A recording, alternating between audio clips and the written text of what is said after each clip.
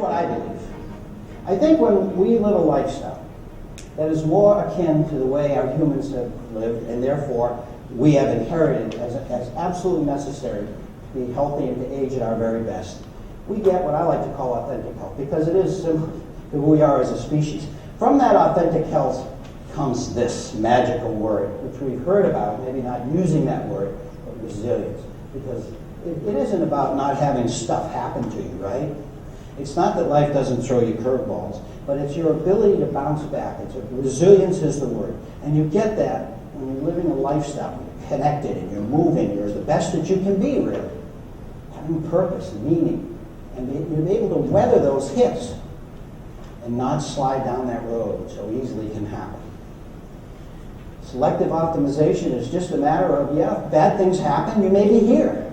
And we work with people who are here, but just the acknowledgement of where the risks are and what they might do to tweak their lifestyle, boom, changes that curve and frequently makes it better. Is selecting those things you can do, focusing on the things you can do, accommodating so you can do them as long as possible, and not just giving up and say, oh, well, I'm old. Okay, I knew that was going to happen, now I just sit around. And with that comes the public health term. We talked about it, and I talked about it in my book, Live Long, Die Short. In public health term, it is compression of morbidity. Morbidity is when we're sick and impaired, and we want to compress that time, don't we? Right? Now, how many of you want to, age like leaves and compress your morbidity? Less. All right. In Masterpiece Living, we track the people we work with. We look at their physical, mental, social, and spiritual. We give them the ability to assess their risks. And we track that data because it's very important to us to keep that data and use it, hopefully someday, to influence public policy. And this is, we didn't select any one. We just took all the data we had at the time, dumped it into a bin, aggregate data, and looked at it. The average age was 83 and a half to 86 and a half. Growing, physically, mentally, socially, and spiritually. And this was just a matter of acknowledging where your risks were, and then having a community that believed that you can grow, support them, and provide them the opportunity to choose things that would lower their risks. You weren't challenging your brain enough, the ability to do that. You weren't connected enough, the ability to connect more. Not rocket science. So, in this book I have 10 letterman, 10, everything's 10. 10 ways to age it, but I've changed that to questions. Questions that you might consider asking. Even if you don't ask all 10, maybe one, maybe two. Just probes into those you deal with to see if indeed they can get an insight into what part of their lives they may be neglecting and putting themselves at high risk for less than ideal experience with aging. So, before we start though, I want to caution you. How many of you are doing what you made a New Year's resolution to do sometime along the way? 2, 3, 4, 5. Yeah, I'm with a 6. I'm with a health audience. Usually I get none or 1. Congratulations. Maybe I bet you what they agreed, what they said they would resolve is that they would never make a New Year's resolution.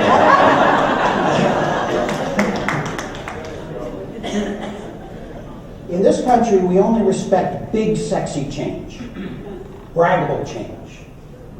That's what makes us feel worthwhile. That's what we strive for, the New Year's resolution. You know what happens when we present ourselves with a huge change? Our brains act like our ancestors. There's a little part in our brain called the amygdala. And when it faces big change, our ancestors, that usually meant a threat. We react with a fear response. Lots of chemicals are released from the amygdala, and it sets up a process that dooms us. We cannot achieve what we have set out to do. There's many ways that happens, but believe me, Dr. Moore here talks about it in his book, One Small Step Can Change Your Life. Great book regarding change and lifestyle. Probably one I would recommend, because if you're going to deal with people who want to make changes, it's usually pulling the reins on it rather than whipping it. So that's why we fail. So in Japan, they have a way for organizational change, but also personal change. We actually brought it there. They kept it. We forgot it. And it's called kaizen. And basically what it is tiny, small steps. Kay mentioned it yesterday. That is achievable. It doesn't set off this fear response. So Joe's a patient of mine. Joe is overweight. He has high blood pressure. He has high lipids. He's sedentary, hardly moves. Many years ago, I did get him to quit smoking, but that was about it. And here he is. He's a heart attack ready to happen. I'm doing the research for the book, and I said, it's worth a shot. So I said, Joe, for the next week, I just want you to stand during commercials. He says, that's it. I said, yeah, that's all I want you to do. I said, don't go in the kitchen and get something to eat. Just stand during commercials. So in a week, Joe walks in. He's strutting in there. He's feeling good. He's got a big smile. He hasn't failed. He has succeeded. He is proud of himself. It may be small, but he's proud. It's what I asked him to do. It was the goal, and he did it. So then I said, well, let's walk in place for the next week, Joe. Right? Did that. Fast forward. Joe, over a year and a half, lost 57 pounds. He's off all of his meds. He's no longer pre-diabetic. His lipids are down. His blood pressure is down. He's feeling good. He walks 5 miles 3 times a week. Just walks. Give it time, patience. He developed confidence and competence, self-efficacy, that he could do this. Now, his goal may have been to lose 57 pounds, but that wasn't the goal that he left my office in each time. His goal was to walk in place. That was the goal. Once he achieved that, you go on to the next one. It's all working towards that 57 pounds. But if you put up, I'm going to lose 57 pounds, very soon you're going to have a picture of a pig on your refrigerator. And you're going to have failed. And you're going to feel worthless and that this isn't possible. And you're going to give up. Right? We've all been there. Small steps. In fact, to ask yourself, what's the smallest thing that I can do to work towards where I want to go? I had one guy who wanted to lose a lot of weight, and he says, okay, the smallest thing I can do, I'm going to spit out the first bite of a candy bar. It's okay, good. He did that, and then the second bite, and then he eventually got off the candy bar. So, small steps. Please remember that as you deal with people with lifestyle change, and you ask them these following questions, all right? First question, are you using your time?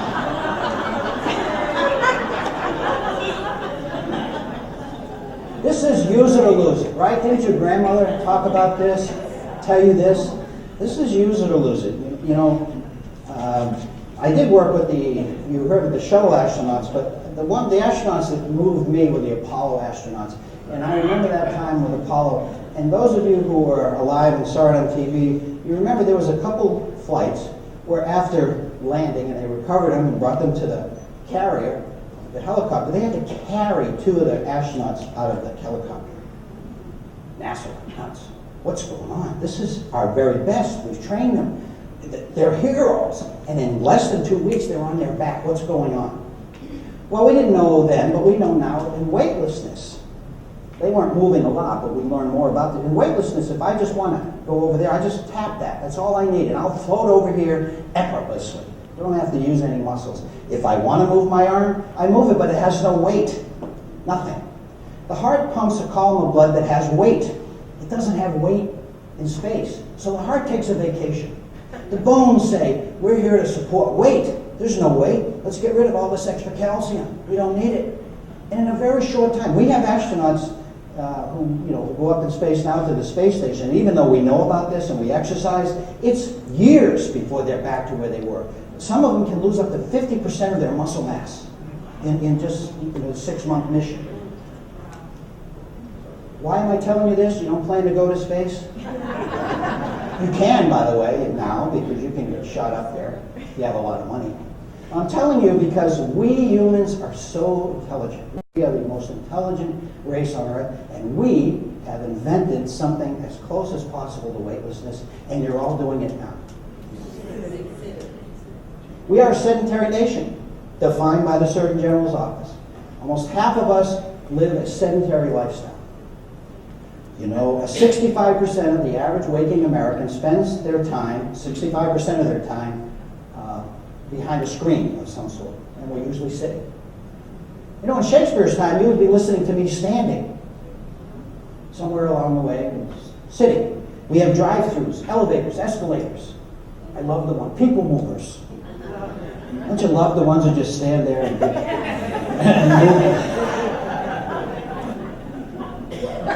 We have invented every single way to prevent ourselves from moving. I think the less movement, the more successful we feel we are. We don't have to move. It's amazing. And we're reaping a harvest that we don't want to harvest. Every single chronic disease would be better if we were moving. Would be much better if we were moving. The risk would be less of getting it, or if we did get it, it would be less onerous, less of a challenge for us to go through a daily life. So whether it's your physical part, your mental part, or your social part, we have to use those things. So let's talk about the moving just a little more. A physician out of Mayo, and I can't remember his name, but his paper a few years ago caused quite a stir because the title of the paper was "Sitting is the New Smoking." He actually calculated the risks of smoking a pack a day and a sedentary lifestyle, and the latter was more of a threat. And so I think that, remember, small steps, literally small steps. So I would recommend that you recommend to those you work with and you yourself put on a pedometer. My wife walked around Washington yesterday. She had her Fitbit on 21,000 steps. So, and you know, if we can get 10, that's great. But you know, find out or advise that they find out what their average is over a couple weeks, and then resolve to just add a little bit to that. 10 steps, 100 steps a day. You know, park a little further. Take a couple steps. It's easy to do. You don't have to run a marathon. You know, people who work out, go to a gym every day for an hour. They receive a benefit from that. But if they go back to a job where they're sitting most of the day, they're still at risk with their job, or at home. Still at risk. So the Blue Zones movement, they don't have exercise machines or fitness centers. Maybe they do in Loma Linda, but you don't need those. It is a lifestyle of movement. You move more every day, even if just a little. So, are you moving enough? Are you accommodating? Things happen.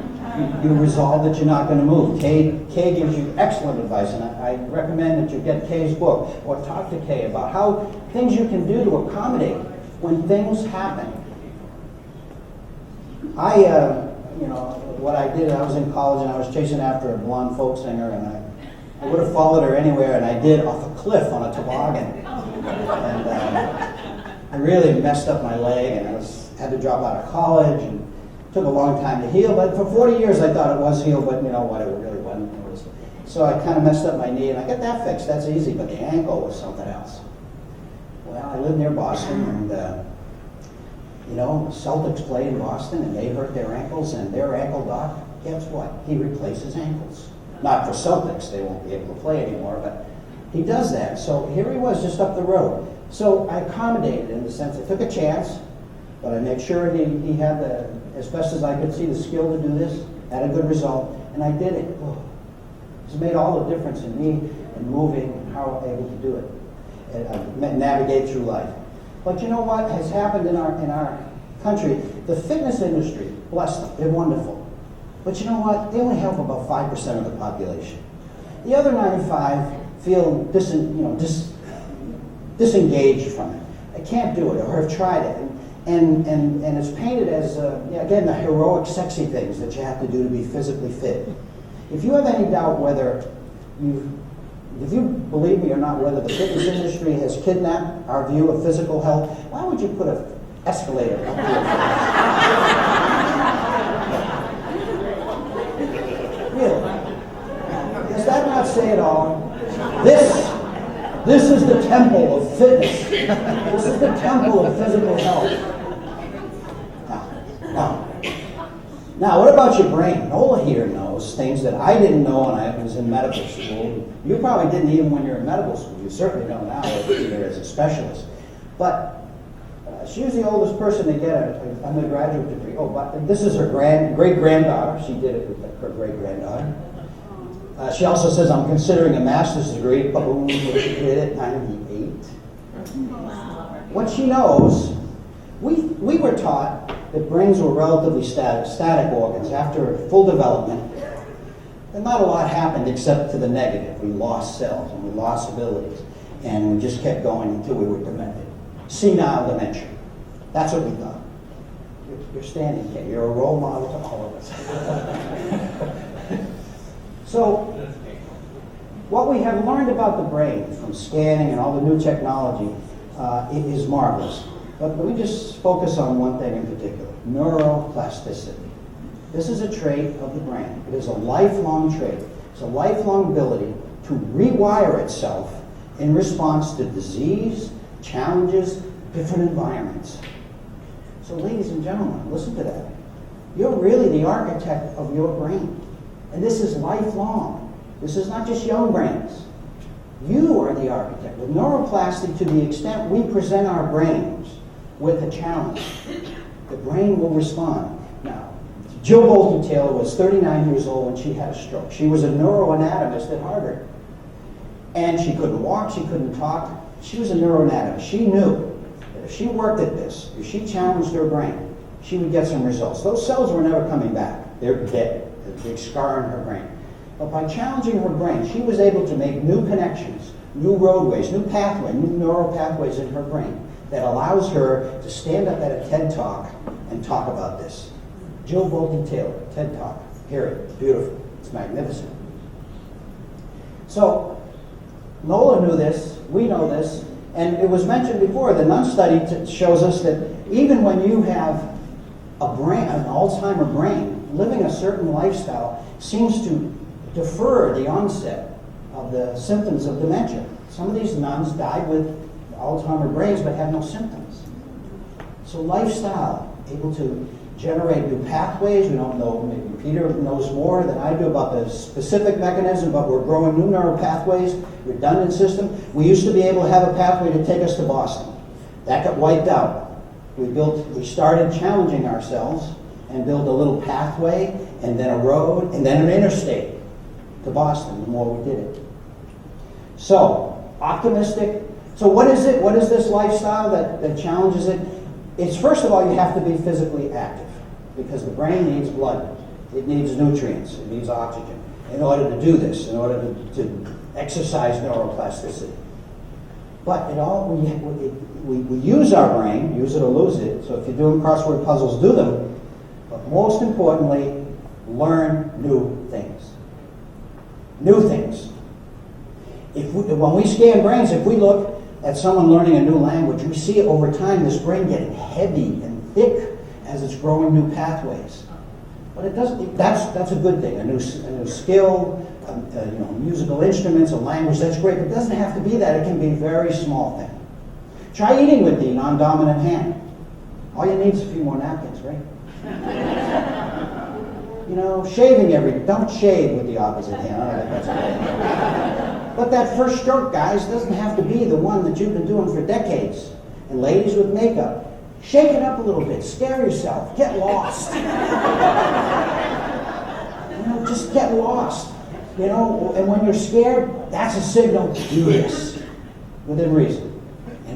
Do this, try this. My mother was in a senior living community, very shy. My father had passed, and she knew what I did. She listened. She would sometimes be forced to listen to me, but anyway, she moved into a senior living community and says, I'm going to eat with someone new at least once a week.